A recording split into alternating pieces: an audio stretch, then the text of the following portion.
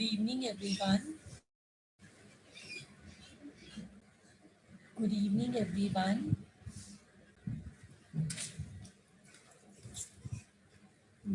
See now, I will start. Today is the first lecture for corporate financial accounting. So this is the subject which I am going to teach in this semester. Corporate financial accounting. Now let us discuss what all are the topics in this semester under the subject corporate financial accounting. You have corporate financial reporting. This is a theory subject. This is a theory subject. And then we have second one,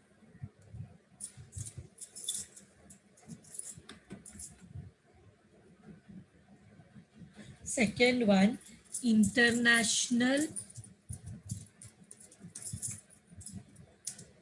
financial reporting standards. Financial reporting standards, which is also known as, you must have heard this, IFRS. And Indian accounting standards. Ind AS means Indian accounting standards. This again is a theory based chapter. International financial reporting standards are used by multinational companies who have their head office in one country and branches all across the world. So the accounting procedure maintained by each country is different. So when these countries conduct business in different countries, there is a restriction in the accounting standards and the currency of each and every country. So then what happens? There is a variation in accounting procedures also. So this there is a lot of disturbance and confusion that time. So this international financial reporting standards are globally accepted. So if you follow this IFRS standards, then what happens? The accounting and all becomes systematic and easy. So IFRS, and there is Indian accounting standard, which has been adjusted with the norms of the international financial reporting standards. So this is again a theory chapter, and there may be small accounting standards, small sums which we may do in this chapter. And then the third, like how I am taking now, this was the first module, theory. This is the second module. This is also partly theory, and then small sums are there in this chapter, which we will be dealing later on. Then we have valuation of business. We have valuation of business for amalgamation and merger. For amalgamation and merger. Now, what is this chapter? This is valuation of business, to value the business. And why is the need to value the business? The need arises because of amalgamation and merger. Now, what do you mean by amalgamation and merger? Means now recently we are seeing this amalgamation trend in the banks, Indian banks. You can see this trend. Many banks are getting merged. Like we have Bank of Baroda, Dena Bank, Vijaya Bank merging into Bank of Baroda. We just saw that our Allahabad Bank and Indian Bank got merged. Like this, there are many small banks getting merged. So here in this chapter we will see, this is nothing, this chapter will have valuation of goodwill. I hope you all have done this in your 12th standard. Valuation of goodwill and valuation of shares. Means in this chapter, valuation of business for amalgamation and merger, in this there will be two subsections. In one part we will learn the valuation of goodwill, and in the second part we will learn valuation of shares. So this is a practical chapter, valuation of business for amalgamation and merger. Then we have the last chapter. The last chapter is consolidated financial statement. Consolidated financial statement. Now, this is the chapter I am going to start today. Consolidated financial statement. So now let us start with the last chapter first. Consolidated financial statement. Now, what do you mean by consolidated financial statement? So here we are seeing, here see, we can see this consolidated financial statement consists of two main words. One is consolidation and the other one is financial statement. One is consolidation and the other one is financial statement. Now, what is the need to consolidate, that is to merge two financial statement?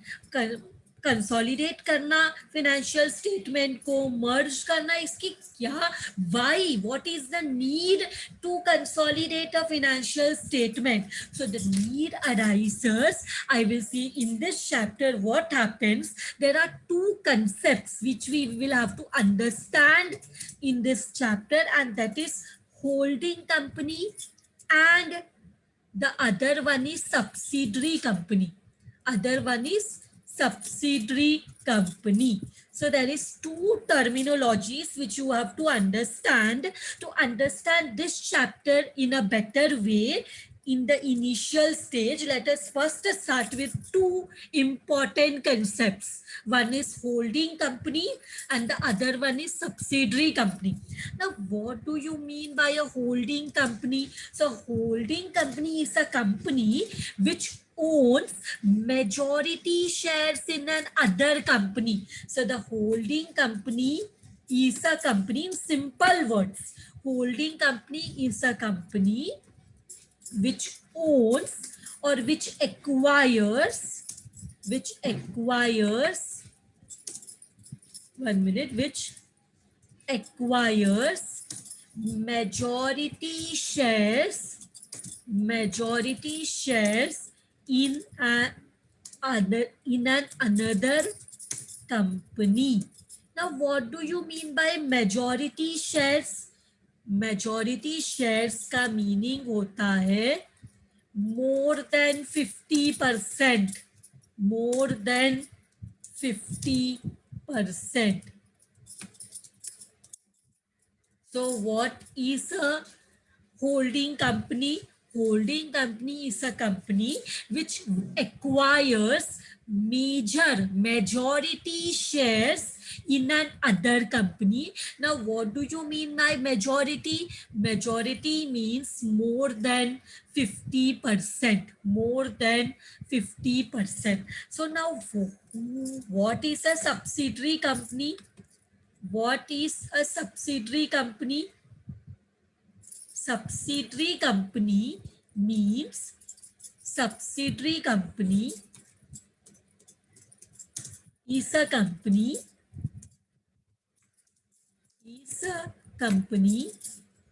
whose majority shares are being acquired, are being purchased. Acquired means purchased by another company. अब दोनों का meaning समझ में आ रहा है। Holding company मतलब क्या? Holding company मतलब वो कंपनी जो दूसरी कंपनी की मेजॉरिटी शेयर्स परचेज करता है। And who is a subsidiary company? Subsidiary company is a company whose majority shares has been purchased by another company.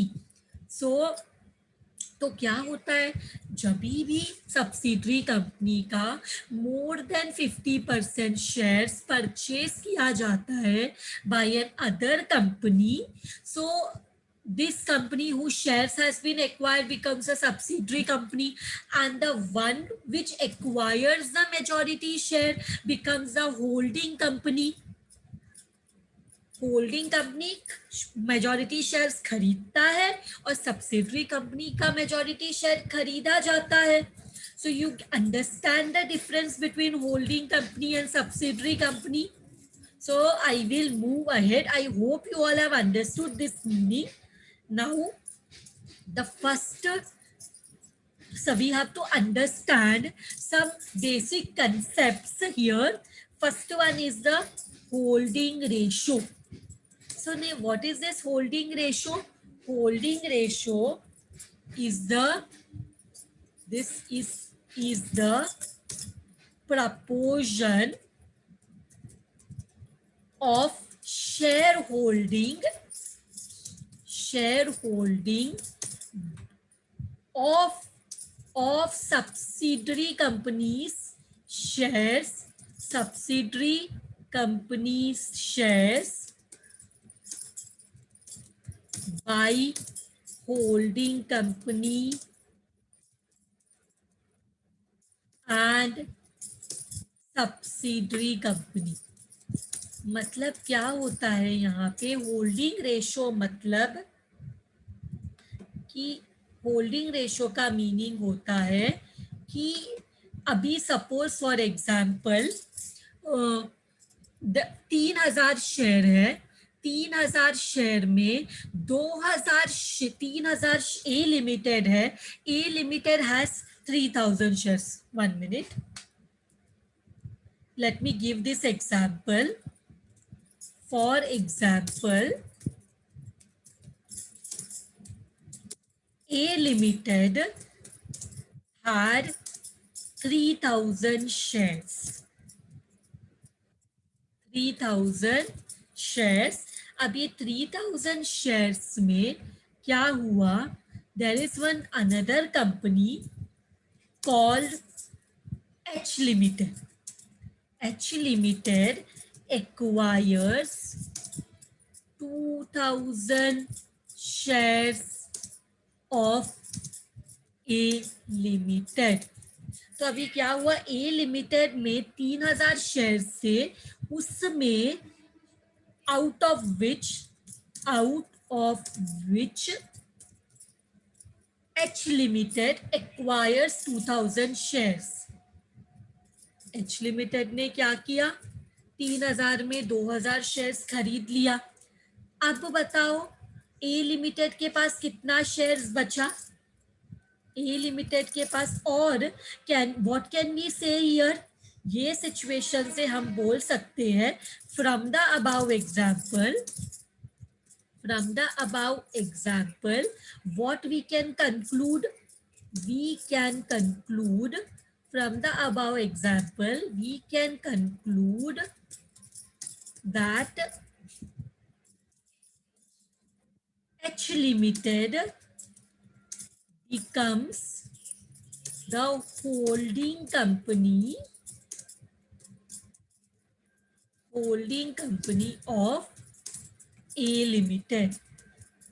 कैसे? देखो, 2000 डिवाइड बाई 3000 इंटू 100 करो, तुमको 50 से ज्यादा आंसर मिलेगा. What answer you will get? 3000 share में से 2000 शेयर, 3000 टोटल शेयर था ए लिमिटेड में, उसमें से 2000 एच ने खरीद लिया. कितना आ रहा है? 66.67% मतलब यहाँ पे ये एग्जाम्पल में क्या हुआ, एच लिमिटेड ने ए लिमिटेड का 66.67 शेयर्स खरीद लिए। तो मैंने क्या बोला था, मेजॉरिटी शेयर्स, मेजॉरिटी शेयर्स मतलब क्या, मोर देन 50%। तो 67.67 इज मोर देन 50%। मतलब यहाँ ये एग्जाम्पल में H limited is the holding company, so A limited is what, A limited is the subsidiary company. And what is the holding ratio, holding ratio क्या होगा, can anyone tell me? Holding ratio मतलब proportion of share holding of subsidiary company, subsidiary company का जो share है, subsidiary company का जो share है वो होल्डिंग कंपनी ने कितना खरीदा और सब्सिडरी कंपनी के पास कितना बचा, that proportion is known as holding ratio. तो हमारे एग्जाम्पल में बताओ, हमारे एग्जाम्पल में ए लिमिटेड के पास कितना शेयर बचा है और एच लिमिटेड के पास ने कितना खरीदा है। तो यहाँ पे हमारे एग्जाम्पल के हिसाब से out of 3000 H limited purchase 2000 shares, तो इसके पास कितना शेयर बचा, ए लिमिटेड के पास, ए लिमिटेड के पास 1000 शेयर्स बचा। तो ये होल्डिंग रेशो क्या हो जाएगा, होल्डिंग रेशो हो जाएगा, एक्चुअली मुझे यहाँ पे एच लिमिटेड का नाम पहले लिखना है, फिर मैं ए लिमिटेड सब्सिडरी कंपनी का नाम लिखूंगी। सब्सिडरी कंपनी के पास 1000 शेयर है और होल्डिंग कंपनी के पास 2000। तो रेशो क्या हो गया, रेशो हो गया 3 3 0 कम कर दिया, 2:1. So holding ratio is what? Holding ratio in short is what? Holding ratio means shares held by holding company in proportion to shares held by subsidiary company, in proportion to shares held by subsidiary company।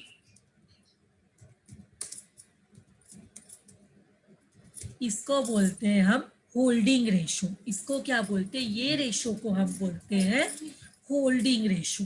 तो ये जो chapter है इसमें हम question मिलते ही पहला काम क्या करेंगे, होल्डिंग रेशो में चेक करेंगे मेजॉरिटी शेयर्स तो होल्डिंग कंपनी के पास है ना, क्योंकि होल्डिंग कंपनी बनने के लिए मेजॉरिटी शेयर होना चाहिए सब्सिडरी कंपनी का होल्डिंग कंपनी के पास।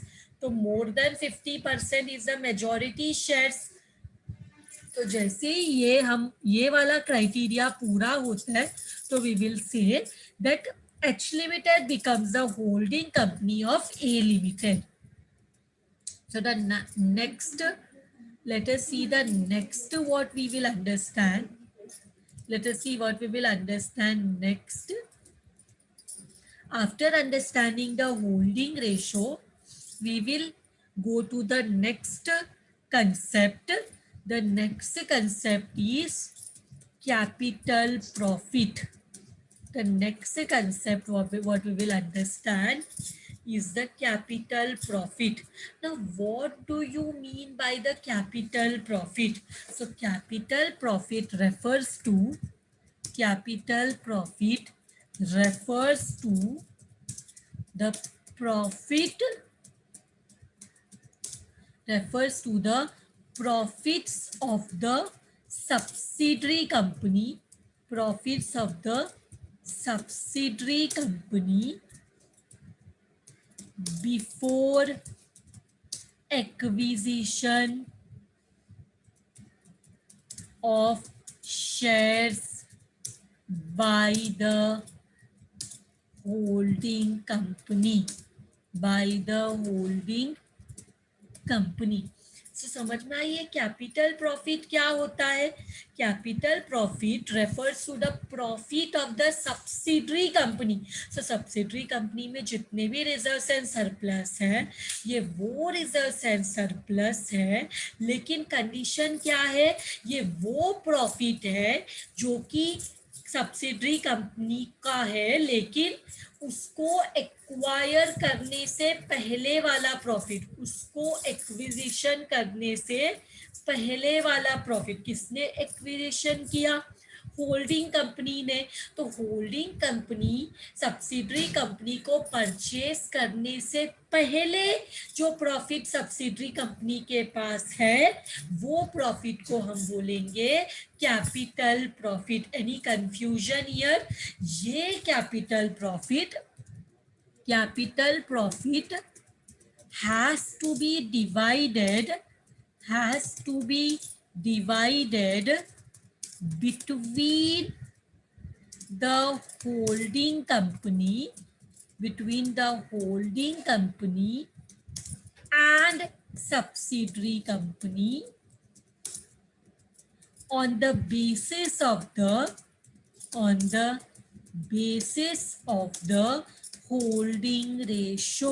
तो होल्डिंग रेशो हमें पहले निकालना पड़ेगा, फिर जो भी कैपिटल प्रॉफिट होगा, वो कैपिटल प्रॉफिट को हम दो कंपनी के बीच में डिवाइड करेंगे. कौन से दो company? Holding company and subsidiary company के बीच में ये कैपिटल प्रॉफिट को हम डिवाइड करेंगे. कौन से बेसिस में डिवाइड करेंगे? On the basis of the holding ratio. So this is done. Now we will come to the next concept, which is known as the revenue profit. Next concept known as the revenue profit. So there are some important concepts which I have just explained you. So I want them to be highlighted. So ये जो concepts I have explained, I will highlight them because these are very important to understand. एक बार इतना तुम लोग समझ जाओगे तो it will be very easy for you to understand this chapter. So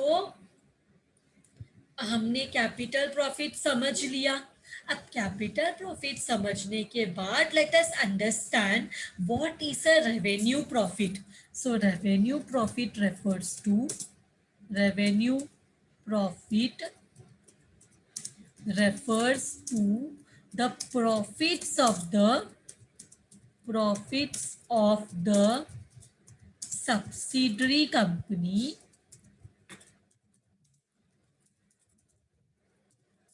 after its acquisition या purchase bye the holding company. ये हमारे रेगुलर प्रॉफिट्स है. होल्डिंग कंपनी मतलब क्या? एक बार एक कंपनी ने होल्डिंग कंपनी ने मोर देन 50% शेयर्स खरीद लिया सब्सिडरी कंपनी का. तो एक बार खरीदने के बाद जो भी बिजनेस में प्रॉफिट आएगा, देखो बिजनेस बंद तो नहीं हुआ, बिजनेस तो चल रहा है अभी भी. एक्विजिशन के बाद, जब एक्विजिशन हुआ और होने से पहले, दोनों सिचुएशन में बिजनेस अपना काम तो बंद नहीं करता, बिजनेस का एक्टिविटीज चलता रहता है, तो बिजनेस को प्रॉफिट भी होता है.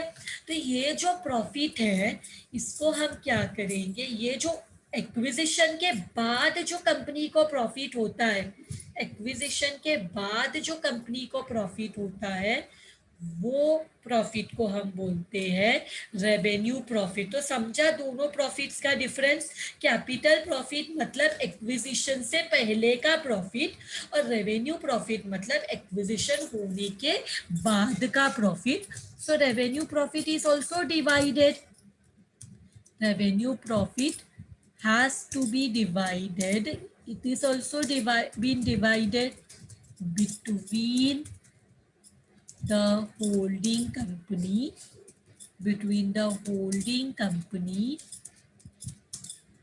and subsidiary company holding company and subsidiary company on the basis of what? On the basis of the holding ratio. On the basis of the holding ratio. तो रेवेन्यू प्रॉफिट को भी दोनों में divide करते हैं, सब्सिडरी कंपनी और holding company के बीच में कैपिटल प्रॉफिट को भी ऐसे ही डिवाइड करते हैं। अब इसके बाद very important concept which we will understand now, that concept is known as cost of control. इसको next one, cost of control. Cost of control is also referred to as goodwill or capital reserve. Cost of control. So next terminology, next concept which we will understand now is the cost of control. Means when the holding company is purchasing the shares in the subsidiary company, what is the cost incurred? मतलब आप जब majority shares खरीदते हो एक company का, तो वो आपको कंट्रोलिंग पावर मिल जाता है, you get the power to control that company. When you purchase the majority shares in a company, you get the rights to control that company, but that rights will not be free. What will happen? We will have to pay a cost for that control. तो वो cost of control क्या है? वो cost of control को हम goodwill या capital reserve बोल सकते हैं। तो now what is cost of control? Cost of control refers to the cost incurred by the holding company to acquire the controlling rights in the subsidiary company.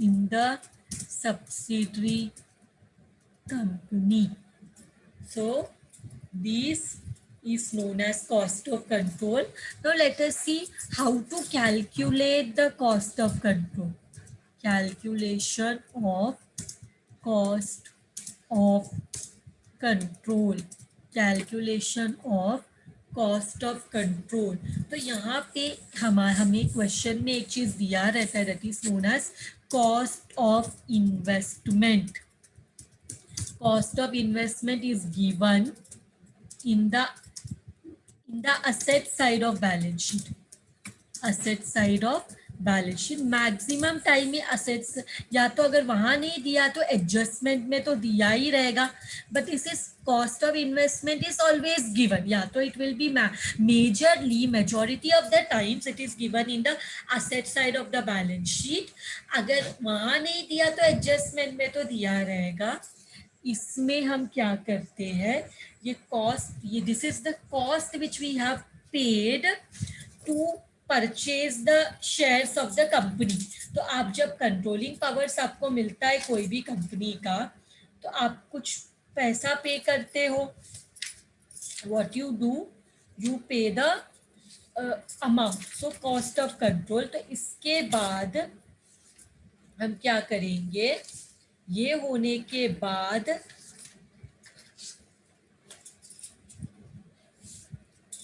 Now next one is पे। Cost of control में हम इनको और क्या मिलता है, इसमें हम ऐड करते हैं कैपिटल प्रॉफिट। ये कैपिटल, यहाँ पे इनको ये पैसा देने के बाद कैपिटल प्रॉफिट एक मिनट, यहाँ पे से हमें लेस करना है। ये हमने देखो, यहाँ पे हमने ये कॉस्ट हमारे लिए खर्चा है, जो इन्वेस्टमेंट का हमने पैसा दिया, ये हमारे लिए हमने जो बिजनेस खरीदते वक्त जो पैसा लिया, देखो शेयर्स खरीदते हैं तो पैसा देते हैं, तो that is cost of investment. But हमें क्या मिल रहा है? हमें मिल रहा है capital profit in the subsidiary company. हमें मिल रहा है capital profit in the subsidiary company. मुझे बताओ, ये कैपिटल प्रॉफिट जो है, ये तो एक्विजिशन से पहले का प्रॉफिट है। कैपिटल प्रॉफिट क्या है? Capital profit is the profit of the subsidiary company before it's acquisition. Acquisition holding company ने नहीं किया, उससे पहले ये प्रॉफिट मिला है। ये प्रॉफिट तो एक्विजिशन से पहले का प्रॉफिट है, तो इस पे तो इसका कोई भी हक नहीं होना चाहिए। इस पे तो होल्डिंग कंपनी का कोई भी हक नहीं है। लेकिन फिर भी होल्डिंग कंपनी को एक कैपिटल प्रॉफिट में भी शेयर मिल रहा है। एक और चीज यहाँ पे हम लेस करेंगे, दैट इज नोन एज, ये पैसा जब हम देते हैं, इन्वेस्टमेंट का पैसा जब पे करते हैं, तब हमें क्या मिलता है? Shares held by, 1 minute, let me take the cursor here, shares held by holding company. अब देखो, होल्डिंग कंपनी जो है उसको यहाँ पे हमारे एग्जाम्पल में 3,000 के बदले में 3,000 शेयर था ए लिमिटेड में, उसमें से 2,000 शेयर खरीद लिया, तो shares held by holding company वो भी हम इधर लिखते हैं। तो ये दोनों को माइनस करने के बाद हमें दो चीज इधर मिल सकता है, या तो गुडविल हो सकता है या तो कैपिटल रिजर्व हो सकता है, पर दोनों नहीं हो सकता। दोनों में से कोई एक चीज हो सकता है, या तो इट विल बी गुडविल और it will be a capital reserve. Now कैसे समझेगा गुडविल है या कैपिटल रिजर्व है? जैसे फॉर एग्जांपल एक हम छोटा सा एग्जांपल ले लेते हैं इधर। Suppose cost of investment is 1 lakh. मतलब हमने क्या किया, 1 लाख रुपीस में हमने सब्सिडरी कंपनी का 2,000 शेयर्स खरीदा, तो हमने 1 लाख रुपीस दिया। तो यहाँ पे हमें क्या मिल रहा है? ये 2,000 शेयर जो है, 2,000 शेयर 10 रुपीस का है, तो 2,000 इंटू 10, दिस बिकम्स 20,000। तो यहाँ पे हम लोग लिखते हैं 20,000। और सपोज कैपिटल प्रॉफिट जो है, ये हम अज्यूम करते हैं, सपोज इट इज 50,000। हमें जो बिना, हम ये कैपिटल प्रॉफिट कब का प्रॉफिट है? कैपिटल प्रॉफिट वो प्रॉफिट है सब्सिडरी कंपनी का, तो ये वो प्रॉफिट है जो एक्विजिशन से पहले हुआ था सब्सिडरी कंपनी को। तो इसको कैपिटल प्रॉफिट को ऐसे भी बोल सकते हैं, capital profit of holding company, capital profit of holding company ऐसे भी बोल सकते हैं। किसका प्रॉफिट है? वैसे तो हम सब्सिडरी कंपनी का ही सब प्रॉफिट को डिवाइड करते हैं, तो कैपिटल प्रॉफिट वो प्रॉफिट है जो एक्विजिशन से पहले सब्सिडरी कंपनी ने कमाया था, वो तो मिल गया हमें। और हमें 20,000 शेयर्स भी मिला, तो दोनों को मिला के 70,000 होता है। बट हमने कितना पे किया? हमने यहाँ पे 1 लाख पे किया। हमने यहाँ पे कितना पे किया?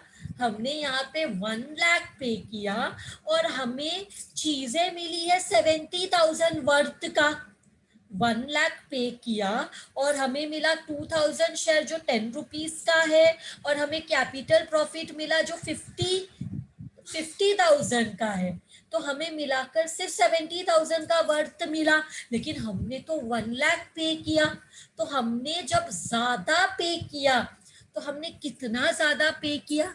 हमने यहाँ पे माइनस करो 1 लाख में से 70,000, you will get 30,000. तो ये 30,000 हमारे लिए गुडविल है, क्योंकि हमने क्यों एक्स्ट्रा दिया रहेगा, हमने इसलिए एक्स्ट्रा दिया रहेगा क्योंकि ये जो सब्सिडरी कंपनी है उसने जो रेप्यूटेशन मार्केट में बनाया उसके लिए उसको एक्स्ट्रा पैसा दिया रहेगा।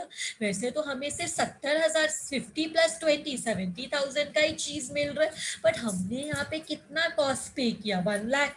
तो 30,000 जो एक्स्ट्रा पे किया that is goodwill, that is goodwill. लेकिन अगर इधर यहाँ पे 1 लाख के बदले में यहाँ पे सपोज 60,000 है, सपोज यहाँ पे 60,000 है और हमने 70,000 का चीज मिल रहा है, हमने पे किया 60,000 बट यहाँ पे हमें 20,000 का शेयर्स मिल रहा है, हमें 50,000 का कैपिटल प्रॉफिट मिला है।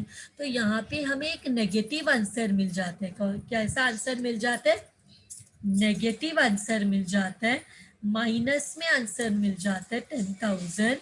तो जब भी हम बोलेंगे कि हमने तो कम पैसा पे किया, हमने पे किया सिर्फ 60,000 और हमें 70,000 वर्थ का चीज मिला, तो ये इसको हम बोलते हैं, अगर ऐसा कभी हुआ तो उसको हम बोलते हैं कैपिटल रिजर्व, उसको हम बोलते हैं capital reserve, that is known as capital reserve. तो यहाँ पे दो चीज हो सकता है। तो in short I wanted to explain you कि यहाँ पे दो चीज हो सकता है, या तो गुडविल आ सकता है या तो हमें यहाँ पे आ सकता है कैपिटल रिजर्व। तो now what I am doing, I am that example I am removing from here and I am keeping it again blank. This I had done just to explain you कि यहाँ पे दो chances हैं, या तो company को goodwill हो सकता है या तो कंपनी को कैपिटल रिजर्व हो सकता है। गुडविल है तो असेट में आएगा, कैपिटल रिजर्व है तो रिजर्व्स एंड सरप्लस में बताएंगे। So two things can happen. So now the last concept which I want to explain now is minority interest. The last concept which I want to explain now is minority interest. What do you mean by minority interest? Who is having the least interest in the company? अब आपके company का major share एक दूसरे company ने खरीदा, that is a holding company, तो यहाँ पे माइनर शेयर तो सब्सिडरी कंपनी के पास बचा है। Minority interest refers to the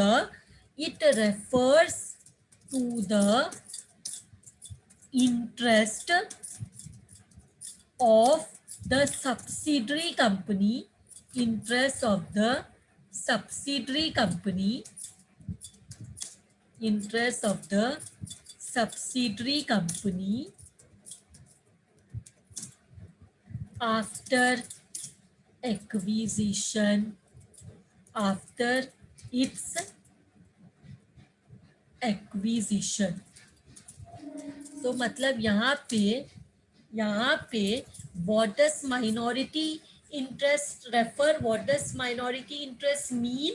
Minority interest means the interest of the subsidiary company in the current scenario after the acquisition, after it's acquisition. यहाँ पे होल्डिंग कंपनी सब्सिडरी कंपनी का situation ही कब आता है, जब सब्सिडरी कंपनी का majority shares, subsidiary company का majority shares जब सेल हो जाता है, तब हम ये सब्सिडरी कंपनी और होल्डिंग कंपनी का कंसेप्ट सामने आता है। तो माइनॉरिटी इंटरेस्ट कैसे कैलकुलेट करेंगे, let us see here. Calculation of minority interest, calculation of minority interest.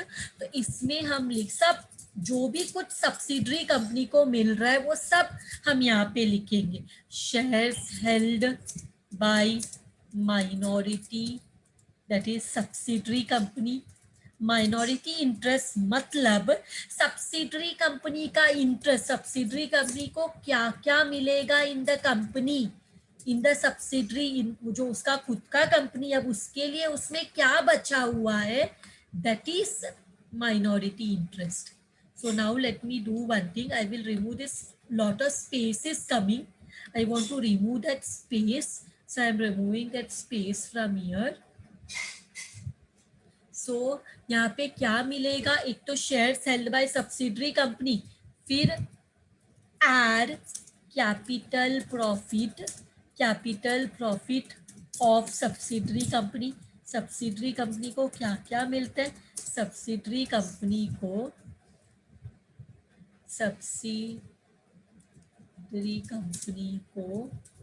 Capital profit मिला. फिर आर सब्सिडरी कंपनी को रेवेन्यू प्रॉफिट मिला. रेवेन्यू प्रॉफिट भी हमने ऊपर डिस्कस किया है. आफ्टर एक्विजिशन जो प्रॉफिट हुआ है कंपनी को, उसको रेवेन्यू प्रॉफिट बोलते हैं. एंड आफ्टर बिफोर एक्विजिशन के प्रॉफिट को कैपिटल प्रॉफिट बोलते हैं. तो ये मिला, ये सबको ऐड करेंगे तो हमें जो मिलता है उसको हम बोलते हैं minority interest. Minority interest. So minority interest is also done. Minority interest is also done. So minority interest हम क्या करते हैं, आफ्टर शेयर होल्डर्स फंड हम लोग माइनॉरिटी इंटरेस्ट दिखाते हैं. वो मैं अभी सम करते हो, I will show all of you. जब हम सम करेंगे तो that time we will see. So now ये मैंने तुम लोग को सब कुछ एक्सप्लेन कर दिया, सारे कंसेप्ट्स एक्सप्लेन किए. अब हम क्या करेंगे, we will start with the sum. Now we will start with our first some.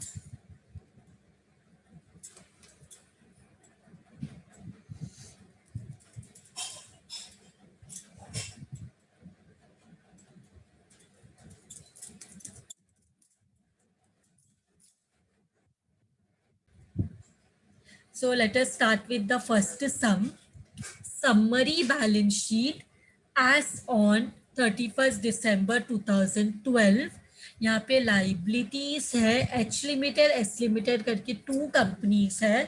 Liability asset H limited S limited. Share capital है एच लिमिटेड में 1 लाख है कैपिटल और एक शेयर 10 रुपीज का है, तो इट बिकम्स 10 कम किया 10,000 शेयर्स. एंड सब्सिडरी कंपनी में भी 10 रुपीज का शेयर है, 10 कम किया तो इट विल बी 5,000 शेयर्स. फिर प्रॉफिट एंड लॉस अकाउंट है, जनरल रिजर्व है, फिर हमारे पास है सन्ड्री क्रेडिटर्स, हमारे पास है सन्ड्री क्रेडिटर्स, और हमारे पास है current assets and there is investment. जो मैं तुम लोग से बात कर रही थी, देखो इन्वेस्टमेंट यहाँ पे 75,000. कितना शेयर्स खरीदा है, यहाँ पे एस लिमिटेड के पास 5,000 शेयर था. 50,000 divide by 10, 5,000 shares. All the 5,000 shares in S Limited has been purchased by H Limited.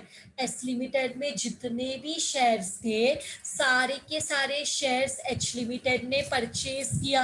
जैसा मैंने बोला, which is the holding company.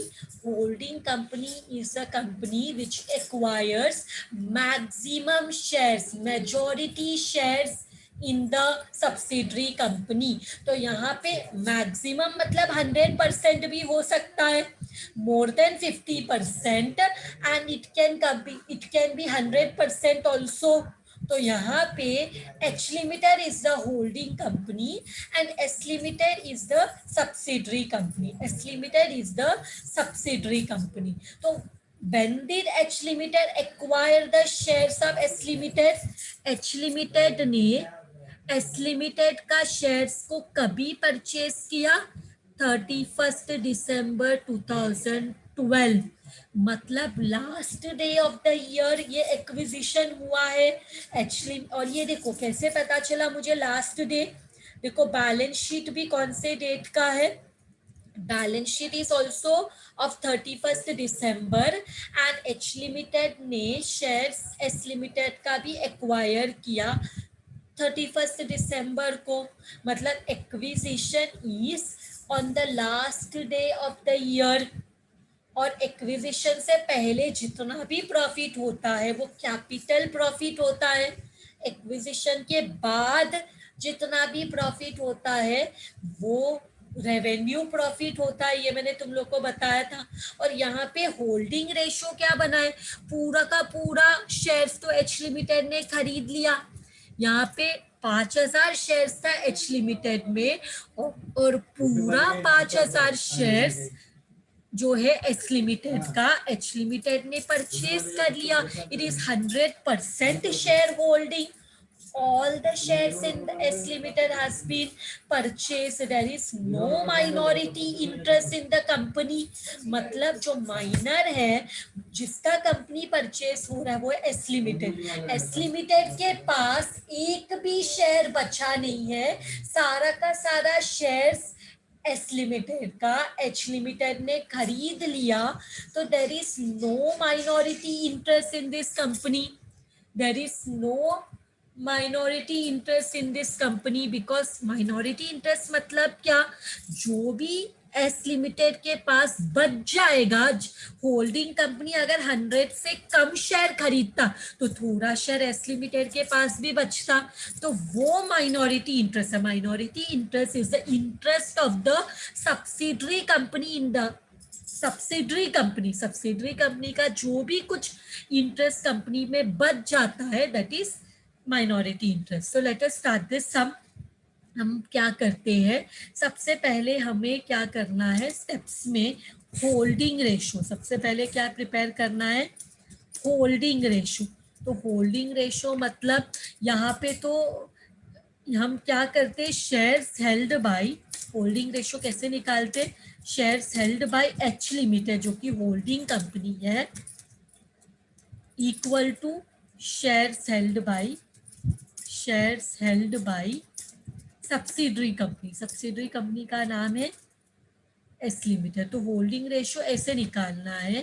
तो वो निकालने से पहले यहाँ पे 5,000 शेयर्स इसने खरीदा एच ने, और किसके शेयर्स को डिवाइड करना है, ध्यान में रखो हम प्रॉफिट शेयर सब कुछ किसका डिवाइड करते हैं, हम डिवाइड करते हैं सब्सिडरी कंपनी एच लिमिटेड जो होल्डिंग कंपनी है उसके शेयर्स को भी हाथ नहीं लगाना है, उसके प्रॉफिट्स को भी हाथ नहीं लगाना है। जो डिस्ट्रीब्यूशन करते हैं हम शेयर्स का प्रॉफिट्स का, वो सब किसका रहता है, वो सब सब्सिडरी कंपनी का, बिकॉज सब्सिडरी कंपनी का शेयर्स परचेस हुआ है, होल्डिंग कंपनी का कुछ नहीं हुआ। तो होल्डिंग कंपनी का शेयर्स किसको भी हाथ नहीं लगाना है, किसको, हमें से सब्सिडरी कंपनी के शेयर्स को हाथ लगाना है। तो यहाँ पे देखो 5,000 शेयर्स है और एस लिमिटेड के पास कितना शेयर्स हेल्ड है, कुछ भी नहीं। तो यहाँ पे हम जो भी कुछ होगा 100%, जो भी कुछ होगा यहाँ पे, बिकॉज इधर एस लिमिटेड के पास कुछ भी नहीं, हम होल्डिंग रेशियो क्यों निकालते हैं, कैपिटल प्रॉफिट रेवेन्यू प्रॉफिट सबको डिस्ट्रीब्यूट करने के लिए। तो यहाँ पे हमें होल्डिंग रेशियो निकालते हैं तो भी हम होल्डिंग रेशियो निकाल ही नहीं सकते because 100% holding is by H limited, पूरा का पूरा शेयर्स जो है एच लिमिटेड के पास ही है। जब नेक्स्ट कोई सम रहेगा ना तब आपको भी समझेगा, यहाँ पे होल्डिंग रेशो में दोनों का देखना पड़ता है किसके पास कितना शेयर है, पर यहाँ पे ये सम में all the shares are held by the holding company. इसके बाद हम निकालते हैं कैपिटल प्रॉफिट। कैपिटल प्रॉफिट मतलब क्या, capital profit is the profit of the company before acquisition, profit of the subsidiary company before acquisition. Subsidiary company के पास कौन सा प्रॉफिट है जरा देखो, सब्सिडरी कंपनी के पास प्रॉफिट एंड लॉस अकाउंट है, सब्सिडरी कंपनी के पास जनरल रिजर्व है। तो यहाँ पे लिखते हैं profit and loss account, profit and loss account, और क्या है, प्रॉफिट एंड लॉस अकाउंट है और जनरल रिजर्व है, जनरल रिजर्व है। तो ये दोनों बचा है, तो हम क्या करते हैं, ये दोनों का अमाउंट लिख लेते हैं। तो प्रॉफिट एंड लॉस अकाउंट का अमाउंट है 5000, जनरल रिजर्व का अमाउंट है 4000, दोनों को आर करेंगे तो कैपिटल प्रॉफिट है एक्विजिशन से पहले का प्रॉफिट।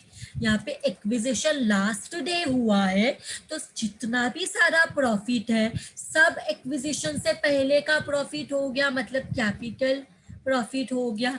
तो ये 9000 को किसको डिवाइड करना है, H limited, because S limited के पास तो कुछ भी नहीं है। तो पूरा का होल्डिंग रेशो के हिसाब से पूरा 9000 एच लिमिटेड को जाएगा। अगर होल्डिंग रेशियो थोड़ा अलग रहता 1:2, 2:1, 3:, कुछ अलग होता तो दोनों को मिलता, एच को भी और एस को भी। बट यहाँ पे because all the shares are held by H limited, पूरा का पूरा capital profit will be divided to H, पूरा एच लिमिटेड को ही मिलेगा। इसके बाद एक और चीज हम देखेंगे, सी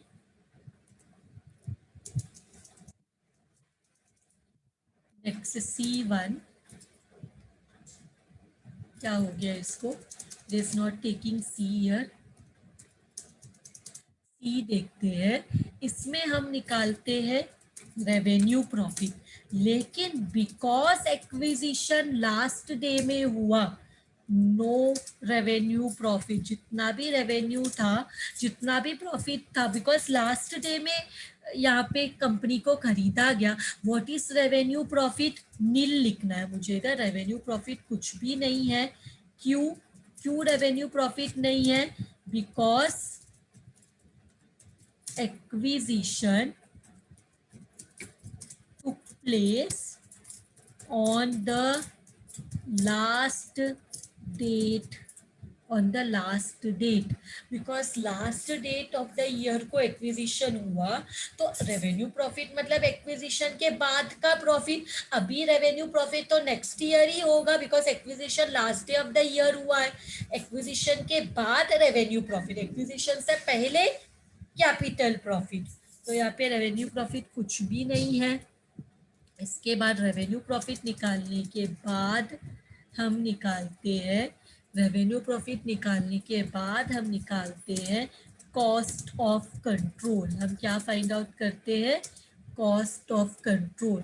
तो कॉस्ट ऑफ कंट्रोल निकालने के लिए हमें चाहिए cost of investment, cost of, यानी था कॉस्ट ऑफ इन्वेस्टमेंट, हमें चाहिए कॉस्ट ऑफ इन्वेस्टमेंट।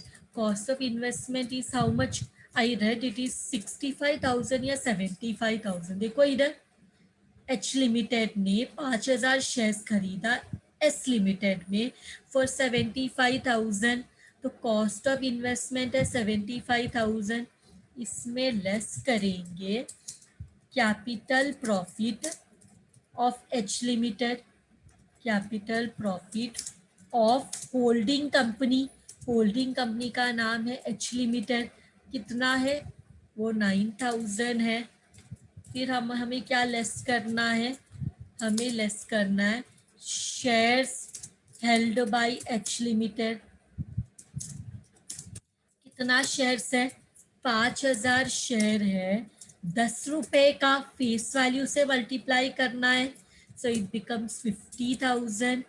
तो कितना बच रहा है, ये माइनस करने के बाद 75,000 से 59,000 माइनस किया तो कितना बचा, कॉस्ट ऑफ कंट्रोल माइनस करो 75,000 में से 59,000 माइनस करो, कितना बच रहा है, इज इट करेक्ट, 16,000। इसको क्या बोलेंगे हम, ये जो कंपनी है एच लिमिटेड उसने 75,000 पे किया बट उनको सिर्फ 59,000 वर्थ का चीज मिला, तो 16,000 एक्स्ट्रा पे किया। क्यों पे किया रहेगा, फॉर द गुडविल। ये 16,000 जो एक्स्ट्रा पे किया it will be for the goodwill. समझ में आया यहाँ पे तुम लोग को, देखो क्या हुआ, 75,000 पे किया 5,000 शेयर खरीदने के पीछे, और कैपिटल प्रॉफिट तो ऐसे ही फ्री में मिला, ये तो एक्विजिशन से पहले का प्रॉफिट है, और शेयर्स मिला 5,000 इंटू 10 50,000, बट फिर भी हमने एक्स्ट्रा पैसा पे किया। जो एक्स्ट्रा पैसा 59,000 हमें मिला है, 59,000 वर्थ का चीज मिला है, बट हमने पे किया 75,000। जो एक्स्ट्रा पे किया it will be for the reputation of the company, reputation of the company, तो उसको बोलते हैं हम उसको बोलते हैं गुडविल। अगर हमने अगर कम पैसा पे किया होता तो उसको बोलते हम, नेगेटिव आंसर यहाँ मिलता तो उसको हम बोलते कैपिटल रिजर्व। तो लास्ट हम इसके बाद फाइंड आउट करते हैं माइनॉरिटी इंटरेस्ट। नेक्स्ट हम फाइंड आउट करते हैं माइनॉरिटी इंटरेस्ट। तो माइनॉरिटी इंटरेस्ट, क्योंकि यहाँ पे पूरा शेयर नील है, माइनॉरिटी इंटरेस्ट यहाँ पे क्या है, नील है। क्यों? Because 100% shares are purchased by holding company. Holding company ने पूरा शेयर खरीदा, तो minority that is subsidiary company के लिए कुछ शेयर बचाया ही नहीं, कुछ शेयर बचाया ही नहीं, इसलिए यहाँ पे कोई माइनॉरिटी इंटरेस्ट नहीं है, सारा शेयर होल्डिंग कंपनी ने खरीद लिया। तो अभी हम क्या करेंगे, अभी हमें जो सबसे इम्पोर्टेंट, ये वर्किंग नोट था, हमें सबसे इम्पोर्टेंट क्या है, कंसोलिडेटेड बैलेंस शीट प्रिपेयर करना। अभी हम जाएंगे, we will prepare the consolidated balance sheet, we will prepare the consolidated balance sheet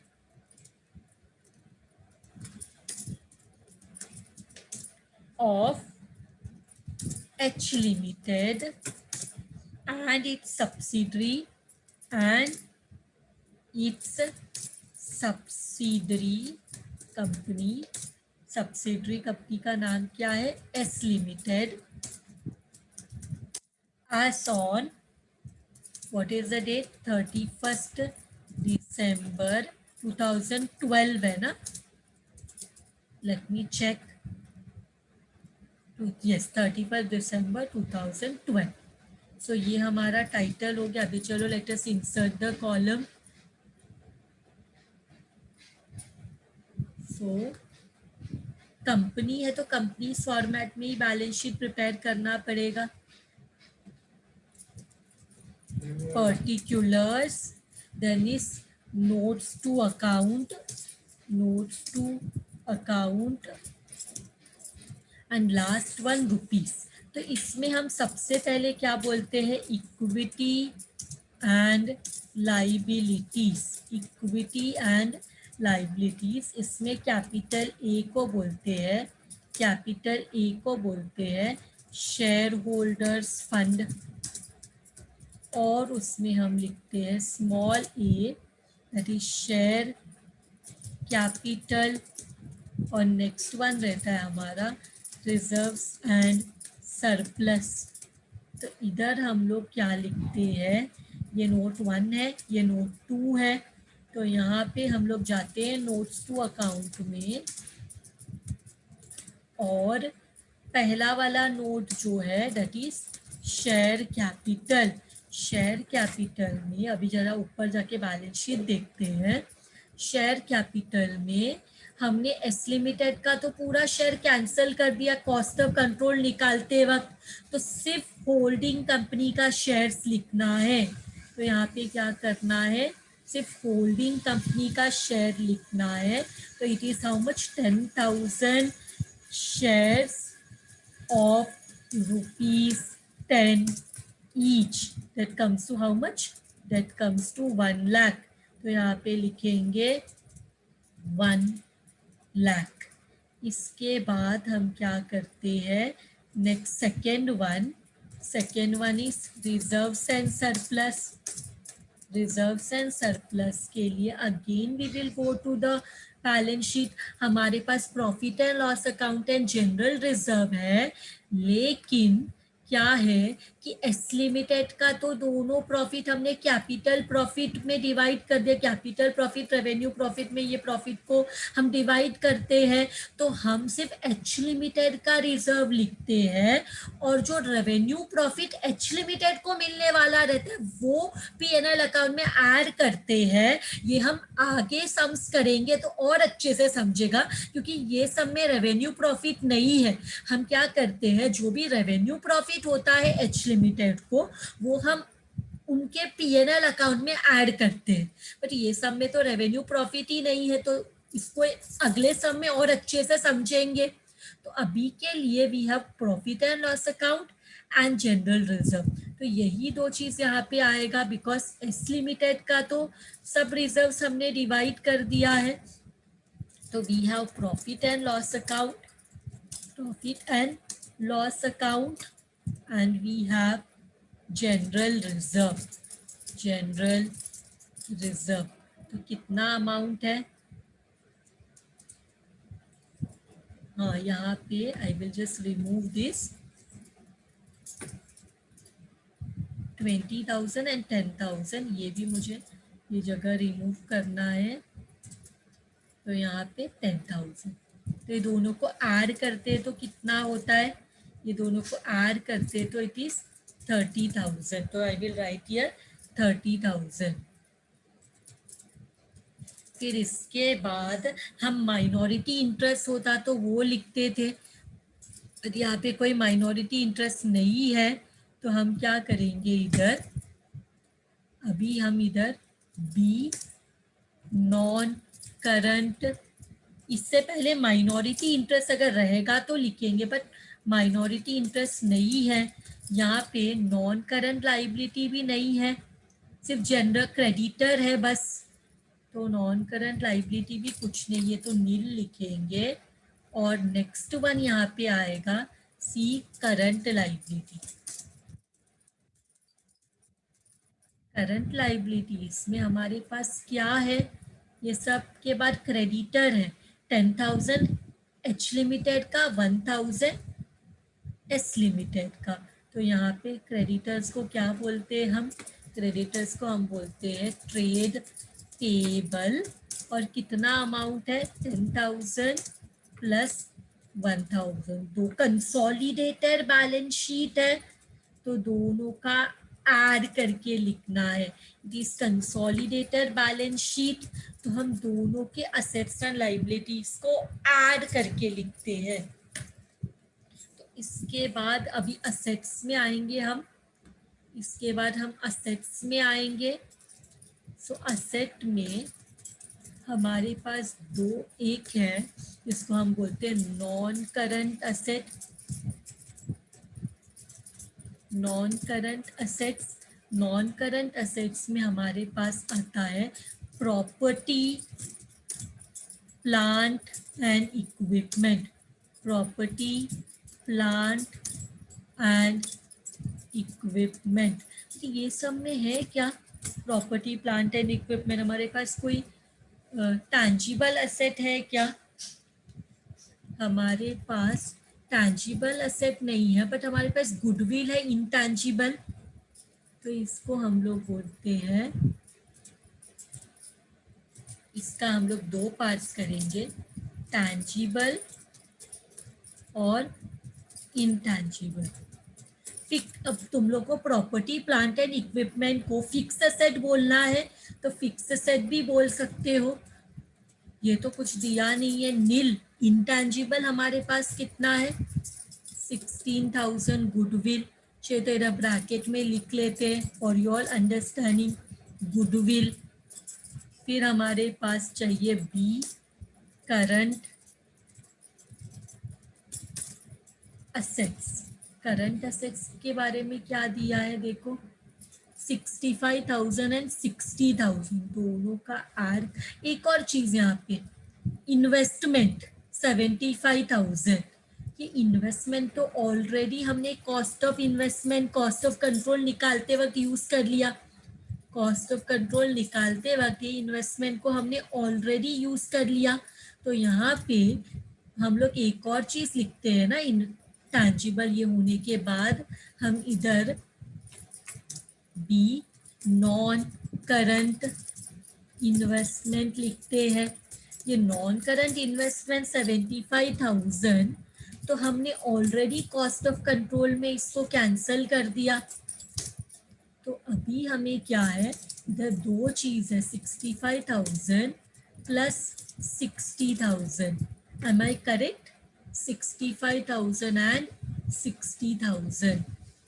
तो करंट एसेट हमें मिला 65 एंड 60 इज हाउ मच?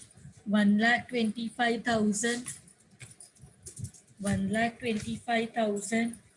तो अभी इन दोनों इसको भी ऐड कर दो। टोटल देखो कितना टोटल आ रहा है, ऐड करो 141,000 आता है इधर, और इधर भी ऐड करो, here भी it will come 141,000। With this consolidated balance sheet हो गया। एंड हमें क्या पूछा था, हमें वही इंपॉर्टेंटली पूछा था, consolidated balance sheet. Done with the consolidated balance sheet and with this the sum is done. Thank you very much everyone.